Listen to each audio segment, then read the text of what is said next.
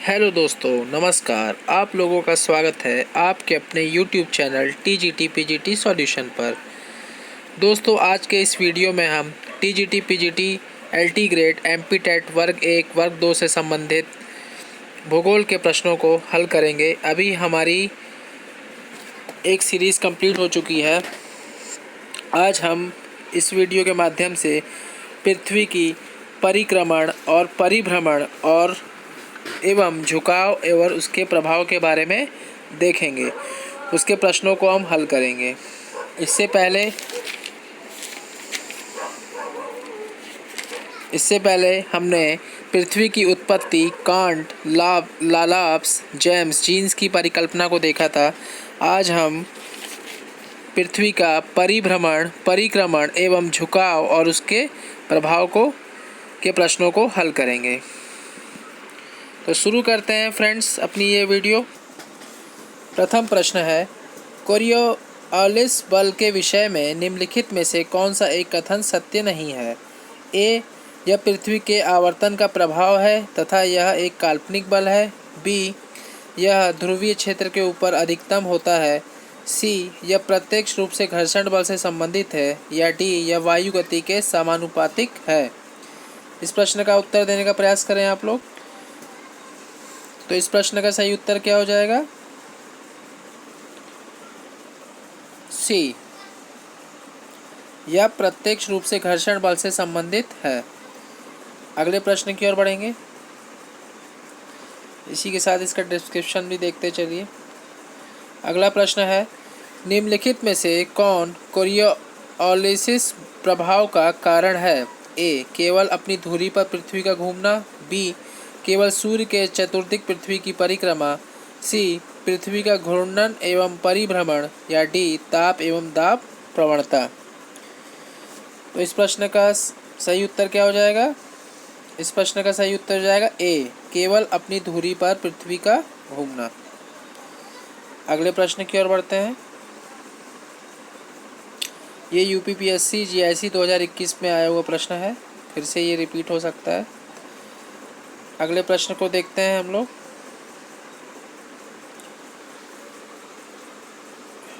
भ्रमिलता, अगला प्रश्न है 112 नंबर का। भ्रमिलता की परिक्रियाओं की पहचान करें। ए, त्वरण। बी, घर्षणात्मक प्रभाव। सी, खुरदरापन। डी, घूर्णन। या ई, कोणीय वेग। नीचे दिए गए विकल्पों में से सही उत्तर का चयन कीजिए। ए, केवल एक ए और बी। बी, केवल सी और डी। सी, केवल डी और ई। या डी, केवल ए और ई। तो इस प्रश्न का सही उत्तर क्या हो जाएगा? इस प्रश्न का सही उत्तर हो जाएगा सी, केवल डी और ई। केवल डी घूर्णन और ई कोणीय वेग। अगले प्रश्न की ओर बढ़ते हैं। प्रश्न क्रमांक 113, पोलर फ्लीइंग बल निम्नलिखित में से किससे संबंधित है? ए, ज्वारीय बल से। बी, गुरुत्वाकर्षण बल से। सी, पृथ्वी का परिक्रमण। या डी, पृथ्वी का घूर्णन। तो इस प्रश्न का सही उत्तर क्या हो जाएगा? इस प्रश्न का सही उत्तर हो जाएगा डी, पृथ्वी का घूर्णन। अगले प्रश्न की ओर बढ़ते हैं। UPPSC GIC 2021 का प्रश्न है। अगला प्रश्न है प्रश्न क्रमांक 114, पृथ्वी पर दिन रात बराबर नहीं होने का कारण क्या है? ए, पृथ्वी का धुरी पर घूमना। बी, पृथ्वी का सूर्य की परिक्रमा करना। सी, भूकक्षा का अंडाकार होना। या डी, पृथ्वी का धुरी पर झुका होना। तो इस प्रश्न का सही उत्तर क्या हो जाएगा? इस प्रश्न का सही उत्तर हो जाएगा डी, पृथ्वी का धुरी पर झुका होना। अगले प्रश्न की ओर बढ़ते हैं। इसका डिस्क्रिप्शन देखिए। नेक्स्ट क्वेश्चन है क्वेश्चन नंबर 115, कोरियोलिस बल एवं इसके प्रभाव के संबंध में निम्नलिखित में से कौन सा कथन सही नहीं है? ए, ठीक ध्रुवों पर यह शून्य होता है। बी, यह पृथ्वी के घूर्णन का परिणाम है। सी, पवनों में विक्षेपण ध्रुवों के निकट अधिक पाया जाता है, या डी उत्तरी गोलार्ध में पवनें अपने दाईं ओर विक्षेपित हो जाती हैं। तो इस प्रश्न का सही उत्तर क्या हो जाएगा? ए, ठीक ध्रुवों पर यह शून्य होता है। अगले प्रश्न की ओर बढ़ते हैं। प्रश्न क्रमांक 116। सूर्य के चारों ओर परिक्रमण के दौरान पृथ्वी 4 जुलाई को सूर्य से सबसे दूर स्थित होती है, जिसे किस अपसौर का नाम दिया जाता है? ए, इनहेलियन, बी, सर्वोच्च या अपसौर, सी, उपसौर, या डी, क्लोसे हेलियन। तो इस प्रश्न का सही उत्तर क्या हो जाएगा? बी, सर्वोच्च या अपसौर।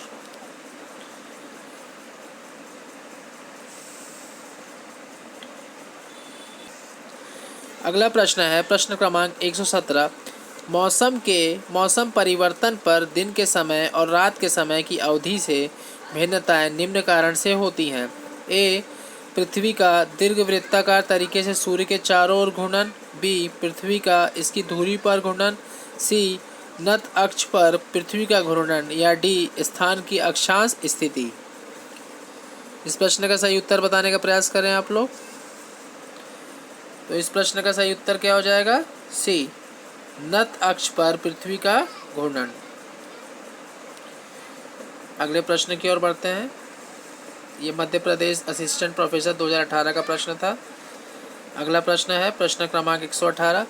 एक पर्यवेक्षक को पृथ्वी की सतह से हमेशा चांद का एक ही फलक दिखाई देता है, क्योंकि ए, इसका पृथ्वी के चारों ओर परिक्रमण का मार्ग सूर्य के चारों ओर पृथ्वी के समान ही है, बी, इसकी पृथ्वी के चारों ओर परिक्रमण की अवधि उसकी अपनी धुरी के चारों ओर घूर्णन की अवधि के समान है, सी, इसकी घूर्णन की अवधि पृथ्वी के समान है, या डी, घूर्णन की दिशा पृथ्वी के समान ही है।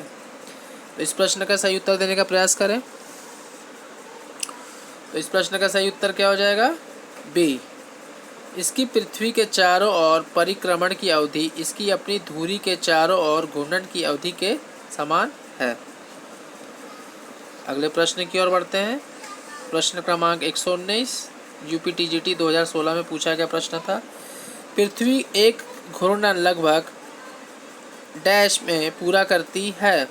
ए, 24 घंटे में, बी, 22 घंटे में, सी, 26 घंटे में, या डी, 20 घंटे में। ये बहुत ही बेसिक प्रश्न है, इसका उत्तर सभी से बनना चाहिए। तो इस प्रश्न का सही उत्तर क्या हो जाएगा? ए, 24 घंटे में। अगले प्रश्न की ओर बढ़ते हैं।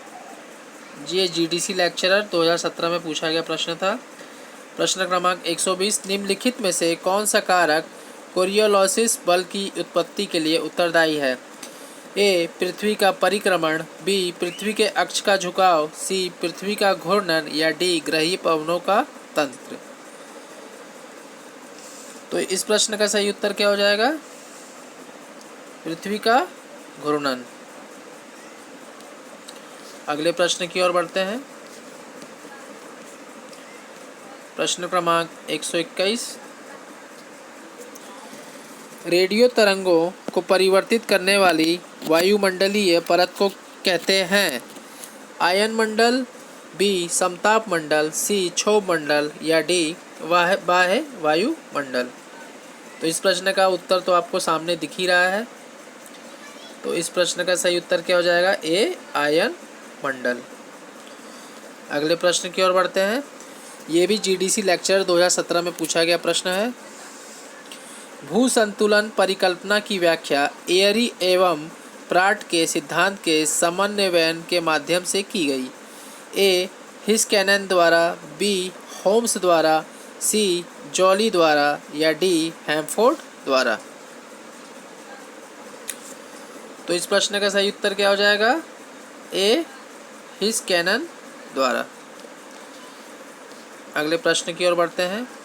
प्रश्न क्रमांक 123 एमपी असिस्टेंट प्रोफेसर 2018 का प्रश्न है। जब पृथ्वी सूर्य से सबसे दूर होती है तो उस स्थिति को निम्न नाम से जाना जाता है। ये बहुत ही महत्वपूर्ण प्रश्न है, आता रहता है एग्जाम्स में।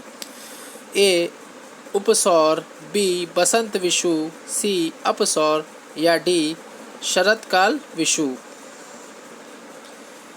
इस प्रश्न का उत्तर देने का प्रयास करें। तो इस प्रश्न का सही उत्तर हो जाएगा सी अपसौर।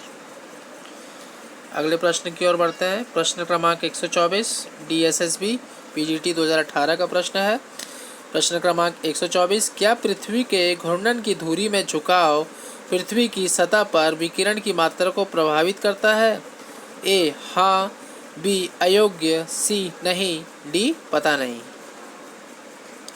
तो इस प्रश्न का सही उत्तर क्या हो जाएगा? ए हाँ, करता है। अगले प्रश्न की ओर बढ़ते हैं। प्रश्न क्रमांक 125 UP TGT 2004 में पूछा गया प्रश्न था ये।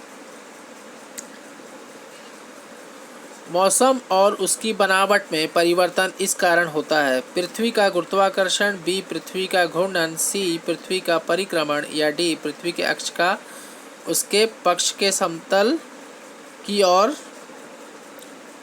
झुका होना।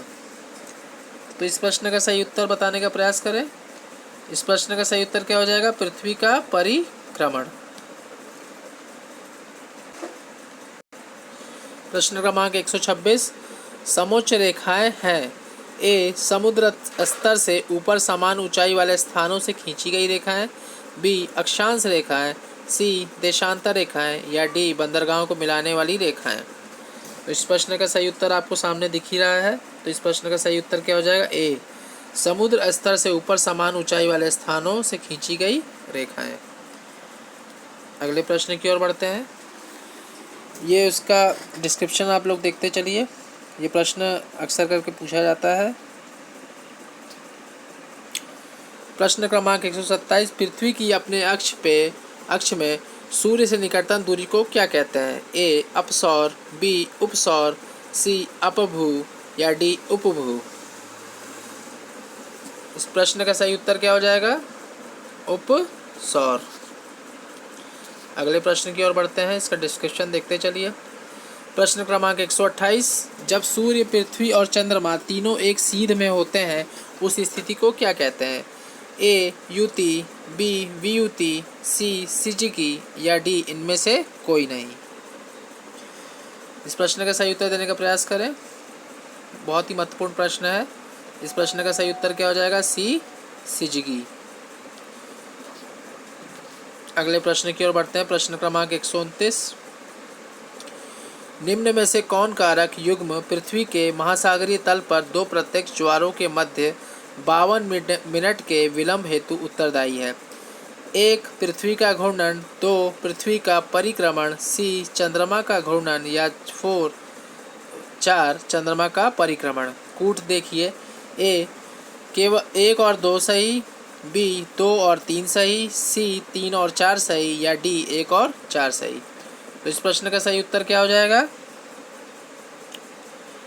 इस प्रश्न का सही उत्तर हो जाएगा डी 1 और 4 सही। 1 और 4 होगा। पृथ्वी का घूर्णन और चंद्रमा का परिक्रमण। अगले प्रश्न की ओर बढ़ते हैं। प्रश्न क्रमांक 130, शरद अयनांत ब्रैकेट में है 22 दिसंबर के समय सूर्य की किरणों के आपतन से कर्क रेखा पर निम्न में से किस कोण का निर्माण होता है?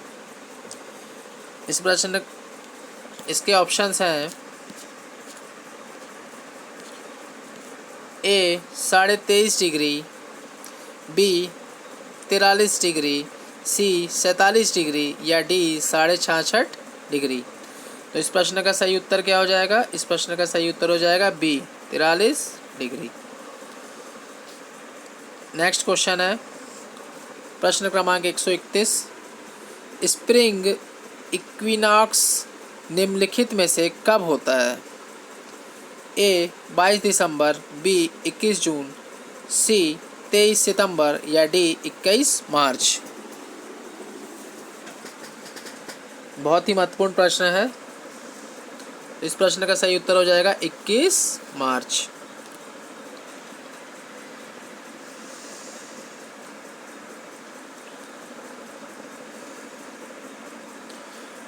अगले प्रश्न की ओर बढ़ते हैं, इसका डिस्क्रिप्शन देखते चलिए। प्रश्न क्रमांक 132, अपसौर की स्थिति होती है 3 जनवरी, ए 3 जनवरी को, बी 21 जून, सी 4 जुलाई या डी 22 दिसंबर। इस प्रश्न का सही उत्तर देने का प्रयास करें तो इस प्रश्न का सही उत्तर हो जाएगा सी 4 जुलाई। ये छोटे छोटे प्रश्न आपको दिख रहे होंगे, लेकिन ये बहुत ही महत्वपूर्ण प्रश्न है। अगर ये एग्ज़ाम में आ जाए तो कन्फ्यूजन की स्थिति पैदा कर सकते हैं, इसीलिए इनको ध्यान से देखते चलिए और सॉल्व करते चलिए। अगले प्रश्न की ओर बढ़ते हैं। प्रश्न क्रमांक 133, कथन वायु प्रवाह सीधी रेखा में नहीं होता है, कारण पृथ्वी के अपने अक्ष पर घूर्णन के कारण वायु का विक्षेपण होता है। अब इसके विकल्प देखिए। ए, कथन और कारण दोनों सही हैं तथा कारण कथन का सही विश्लेषण है। बी, कथन तथा कारण दोनों सही हैं परंतु कारण कथन का सही विश्लेषण नहीं है। सी, कथन सही है परंतु कारण गलत है। या डी, कथन गलत है परंतु कारण सही है। चलिए बताइए इसमें क्या इसका सही उत्तर होगा। तो इस प्रश्न का सही उत्तर क्या हो जाएगा। ए, कथन और कारण दोनों सही हैं तथा कारण कथन का सही विश्लेषण करता है।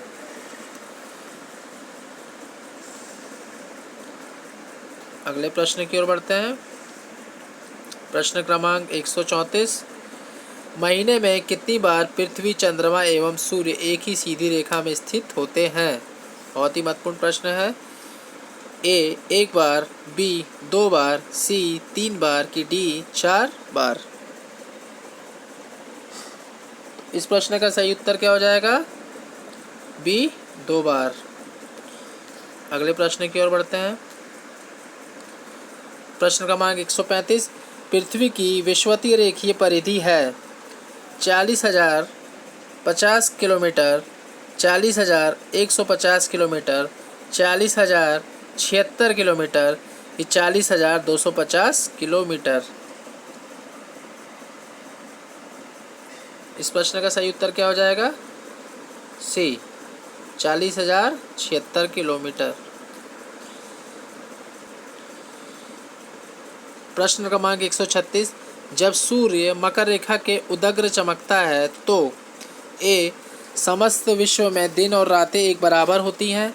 बी, दक्षिणी गोलार्ध में रातें दिन की अपेक्षा लंबी होती है। सी, आर्कटिक क्षेत्र में रातें 24 घंटे के बराबर होती है। कि डी, अंटार्कटिक क्षेत्र में दिन और रातें 12 घंटे की अवधि के होते हैं। तो इस प्रश्न का सही उत्तर क्या हो जाएगा। इस प्रश्न का सही उत्तर हो जाएगा सी, आर्कटिक क्षेत्र में रातें 24 घंटे के बराबर होती है। अगले प्रश्न की ओर बढ़ते हैं। यूजीसी नेट जेआरएफ पेपर 3 दिसंबर 2012 में पूछा गया प्रश्न था ये। अगला प्रश्न है प्रश्न क्रमांक 137, पृथ्वी के घूर्णन के कारण होने वाला पवन विक्षेप या विचलन क्या कहलाता है। ए, भूमंडलीय पवन, बी, भूवि क्षेपी पवन, सी, आकस्मिक पवन या डी, बलात् पवन। तो इस प्रश्न का सही उत्तर क्या हो जाएगा। तो इस प्रश्न का सही उत्तर हो जाएगा बी, भूवि क्षेपी पवन। अगले प्रश्न की ओर बढ़ते हैं। प्रश्न क्रमांक 138, वर्षा वाले दिन में दोपहर के बाद इंद्रधनुष किस दिशा में देखा जाता है। काफ़ी इंटरेस्टिंग प्रश्न है ये, पूछा जा सकता है। वर्षा वाले दिन में दोपहर के बाद इंद्रधनुष किस दिशा में देखा जाता है। ए, पूर्व में, बी, पश्चिम में, सी, उत्तर में या डी, दक्षिण में। तो इस प्रश्न का सही उत्तर क्या हो जाएगा। ए, पूरब में। अगले प्रश्न की ओर बढ़ते हैं। प्रश्न क्रमांक 139, 2 बसंत विषुव ब्रैकेट में वर्नल इक्विनेक्स के बीच कितने दिनों का अंतराल होता है। काफ़ी टेक्निकल प्रश्न है, आ सकता है ये प्रश्न भी। आंकड़ों को देखना और इसको ध्यान से समझना है। ए, 359 दिनों का, बी, 182 दिनों का, सी, 363 दिनों का या डी, 365 दिनों का। तो इस प्रश्न का सही उत्तर क्या हो जाएगा। इस प्रश्न का सही उत्तर हो जाएगा डी, 365 दिनों का। अगले प्रश्न की ओर बढ़ते हैं। प्रश्न क्रमांक 141, दक्षिणी गोलार्ध में सबसे बड़ा दिन होता है। ए 21 जून को, बी 22 मार्च को, सी 23 सितंबर को या डी 22 दिसंबर को। बहुत ही महत्वपूर्ण प्रश्न है, ये एग्ज़ाम में हमें अक्सर करके पूछा जाता है। इस प्रश्न का सही उत्तर देने का प्रयास करें। बहुत ही बेसिक प्रश्न है। इस प्रश्न का सही उत्तर क्या हो जाएगा? डी 22 दिसंबर को। ये UPTGT 2001 में पूछा गया प्रश्न था। अगला प्रश्न, प्रश्न क्रमांक 142, 22 दिसंबर को सूर्य लंबवत चमकता है। ए कर्क रेखा पर, बी मकर रेखा पर, सी भूमध्य रेखा पर या डी उपयुक्त में से कोई नहीं। ये भी बहुत ही बेसिक प्रश्न है। तो इस प्रश्न का सही उत्तर क्या हो जाएगा? मकर रेखा पर।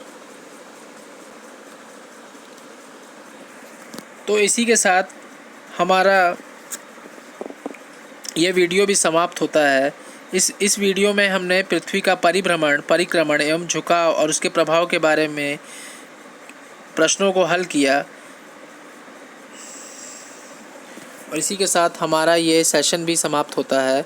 आप सभी से गुजारिश है कि आप प्लीज़ इस चैनल को सब्सक्राइब करिए, लाइक करिए और अपने दोस्तों के बीच में शेयर करिए। धन्यवाद।